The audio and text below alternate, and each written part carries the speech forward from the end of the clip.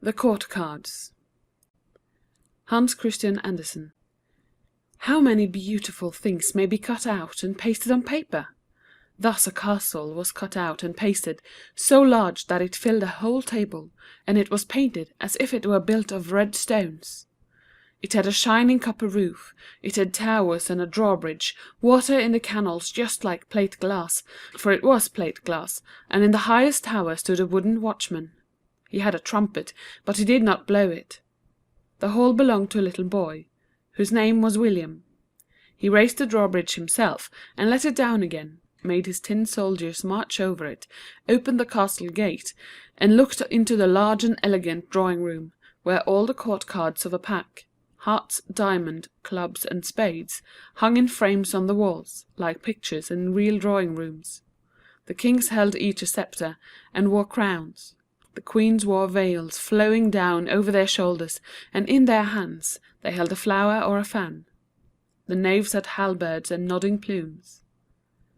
One evening the little boy peeped through the open castle gate to catch a glimpse of the court cards in the drawing-room, and it seemed to him that the kings saluted him with their sceptres, that the Queen of Spades swung the golden tulip which she had held in her hand, that the Queen of Hearts lifted her fan, and that all four queens graciously recognized him. He drew a little nearer, in order to see better, and that made him hit his head against the castle so that it shook. Then all the four knaves of hearts, diamonds, club, and spades raised their halberds to warn him that he must not try to get in that way. The little boy understood the hint, and gave a friendly nod.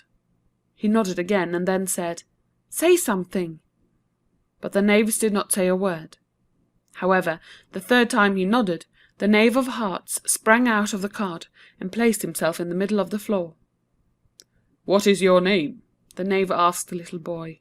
"You have clear eyes and good teeth, but your hands are dirty. You do not wash them often enough." Now this was rather coarse language, but, of course, not much politeness can be expected from a knave. He is only a common fellow. "My name is William," said the little boy, "and the castle is mine, and you are my knave of hearts." "No, I am not. I am my king's and my queen's knave, not yours," said the knave of hearts. "I am not obliged to stay here. I can go down off the card, and out of the frame too, and so can my gracious king and queen, even more easily than I. We can go out into the wide world, but that is such a wearisome march. We have grown tired of it. It is more convenient, more easy, more agreeable to be sitting in the cards, and just be ourselves." "Have all of you really been human beings once?" asked little William. "Human beings!" repeated the knave of hearts. "Yes, we have, but not so good as we ought to have been. Please now light a little wax candle. I like a red one best, for that is the colour of my king and queen. Then I will tell the lord of the castle. I think you said you were the lord of the castle, did you not? Our whole history, but for goodness' sake don't interrupt me, for if I speak, it must be done without any interruption whatever. I am in a great hurry. Do you see my king? I mean the king of hearts. He is the oldest of the four kings here, for he was born first, born with a golden crown and a golden apple. He began to rule at once. His queen was born with a golden fan, that she still has. They both were very agreeably situated, even from infancy. They did not have to go to school. They could play the whole day, build castles and knock them down, marshal tin soldiers for battle, and play with dolls. When they asked for buttered bread, then there was butter on both sides of the bread, and powdered brown sugar too, nicely spread over it. It was a good old time, and it was called the Golden Age. But they grew tired of it, and so did I. Then the King of Diamonds took the reins of government." The knave said nothing more. Little William wanted to hear something further, but not a syllable was uttered, so presently he asked, "Well, and then?" The knave of hearts did not answer. He stood up straight, silent, bald, and stiff, his eyes fixed upon the burning wax candle. Little William nodded. He nodded again, but no reply. Then he turned to the knave of diamonds, and when he had nodded to him 3 times, he sprang out of the card, in the middle of the floor, and uttered only one single word. "Wax candle!" Little William understood what he meant, and immediately lighted a red candle, and placed it before him. Then the knave of diamonds presented arms, for that is a token of respect, and said, Then the King of Diamonds succeeded to the throne. He was a king with a pane of glass on his breast. Also the Queen had a pane of glass on her breast, so that people could look right into her. For the rest they were formed like other human beings, and were so agreeable and so handsome, that a monument was erected in honour of them, which stood for 7 years without falling. Properly speaking, it should have stood for ever, for so it was intended, but for some unknown reason it fell. Then the Knave of Diamonds presented arms, out of respect for his king, and he looked fixedly on his red wax candle. But now at once, without any nod or invitation from little William, the Knave of Clubs stepped out, grave and proud, like the stork that struts with such a dignified air over the green meadow. The black clover leaf in the corner of the card flew like a bird beyond the knave, and then flew back again, and stuck itself where it had been sticking before.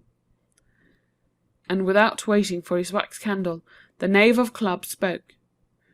"Not all get butter on both sides of the bread, and brown powdered sugar on that. My king and queen did not get it. They had to go to school, and learn what they had not learnt before. They also had a pane of glass on their breasts, but nobody looked through it, except to see if there was not something wrong with their works inside, in order to find, if possible, some reason for giving them a scolding. I know it. I have served my king and queen all my lifetime. I know everything about them, and obey their commands. They bid me say nothing more tonight. I keep silent, therefore, and present arms." But little William was a kind-hearted boy, so he lighted a candle for this knave also, a shining white one, white like snow. No sooner was the candle lighted than the Knave of Spades appeared in the middle of the drawing-room. He came hurriedly, yet he limped as if he had a sore leg. Indeed, it had once been broken, and he had had, moreover, many ups and downs in his life. He spoke as follows. "My brother knaves have each got a candle, and I shall also get one. I know that. But if we poor knaves have so much honour, our kings and queen must have thrice as much. Now it is proper that my King of Spades and my Queen of Spades should have 4 candles to gladden them. An additional honour ought to be conferred upon them. Their history and trials are so doleful that they have very good reason to wear mourning, and to have a grave digger's spade on their coat of arms. My own fate, poor knave that I am, is deplorable enough. In one game at cards I have got a nickname of Black Peter. Footnote. Black Peter is the name of a game in Denmark, where it is called sorteper, the word sorte denoting black.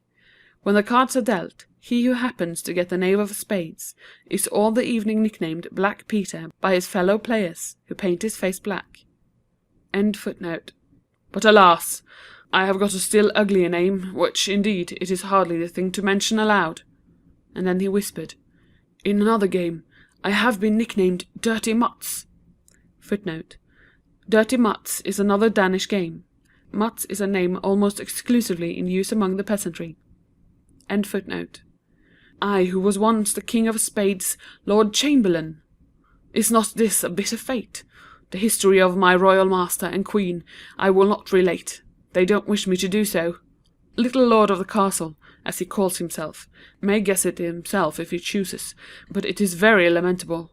Oh, no doubt about that!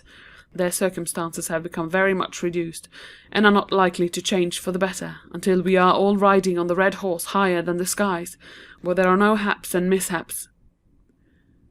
Little William now lighted, as the Knave of Spades had said was proper, 3 candles for each of the kings and 3 for each of the queens.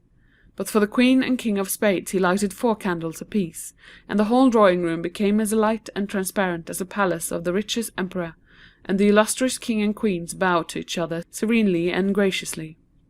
The Queen of Hearts made her golden fan bow, and the Queen of Spades swung her golden tulip in such a way that a stream of fire issued from it.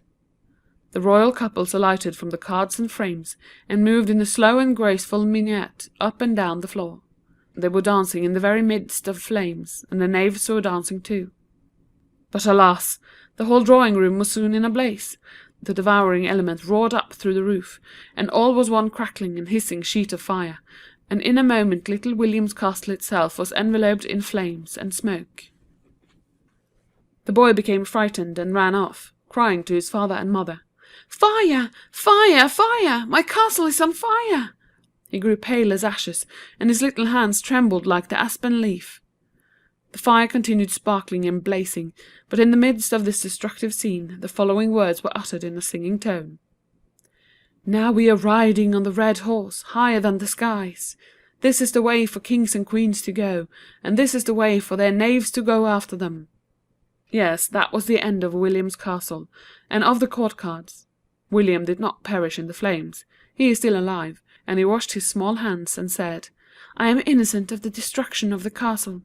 And indeed, it was not his fault that the castle was burnt down. End of The Court Cards.